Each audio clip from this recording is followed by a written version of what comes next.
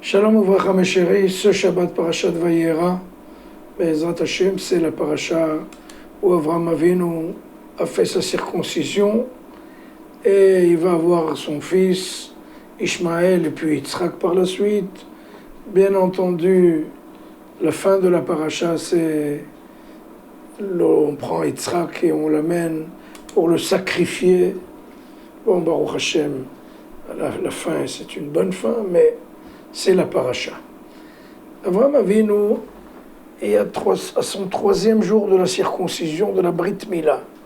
Donc il est très endolori, il est malade, il a de la fièvre, il saigne, il est en pleine hémorragie et une chaleur caniculaire. Et là, Avraham Avinu voit 3 individus.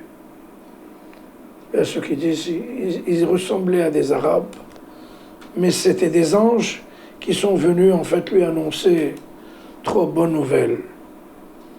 Mais ce qui est important, c'est qu'Avraham Avinu, il avait toutes les raisons de ne pas aller vers eux à leur rencontre pour les héberger, pour leur donner tout ce dont ils ont besoin. Il aurait pu se taire, je suis malade, il aurait mis une feuille sur la tente, congé maladie. Voilà, il avait les circonstances atténuantes. Il avait 1000 raisons pour ne pas sortir vers ces individus-là. Mais Avraham Avinu, c'est pas lui qui va rester complètement indifférent. Il va courir vers eux. Il va les recevoir avec une hospitalité et avec une chaleur humaine, avec une volonté terrible. Venez, vous êtes chez vous, vous êtes mes hôtes, vous êtes mes invités, vous êtes les bienvenus. Mais dites-moi, pourquoi se casser la tête quand on est tellement dans un état si problématique, malade? Mais mes chéris, Avraham Avinu, c'est une sommité. Il veut montrer que sa vie son temps est un temps qualitatif. Mais ben, on peut passer sa journée à ne rien faire. Mais Avraham Avinu, il s'efforce. Il sait que dans ce monde-là, il faut faire des efforts. Il faut se fouler aux 80 pour arriver, pour atteindre justement la satisfaction, pour être inscrit à jamais sur les parois de l'histoire en lettres d'or. C'est ça, Avraham Avinu. Bien entendu, moi je peux tous les matins me raconter l'histoire.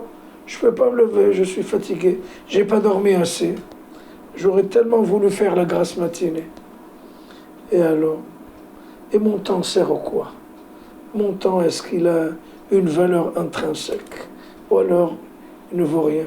Aujourd'hui, on est dans une civilisation qui n'a il n'apprécie pas du tout le temps. Et un mec, il peut se mettre sur une colline pendant 3 mois et regarde le coucher du soleil. Mais dis-moi, ton temps a-t-il une valeur? Ou tu es là pour ne rien faire? Tu es là pour promener l'écureuil? Elle est où la satisfaction?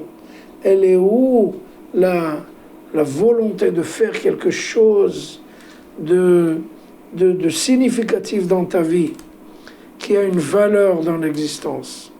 C'est ça, Avraham Avinu. C'est vrai, nous aussi on a, la plupart du temps, on a ce qu'on appelle des excuses, de bonnes excuses pour ne pas faire, pour ne rien faire, pour rester dans le néant, dans le vide, dans le vacuum. Mais c'est ça la vie. On est venu pour quoi faire? Eh bien, pour donner une signification à notre temps qualitatif, mais pas seulement le temps quantitatif. Alors, Bezrat Hashem, Avraham Avinu était là pour nous apprendre un message très précieux. Le temps, c'est quelque chose de très très cher. Et le temps qui est perdu ne se retrouve plus, comme disait le poète. Donc faisons de notre vie quelque chose de significatif, quelque chose qui a une valeur dans tous les mondes. Bezrat Hashem, Shabbat Shalom.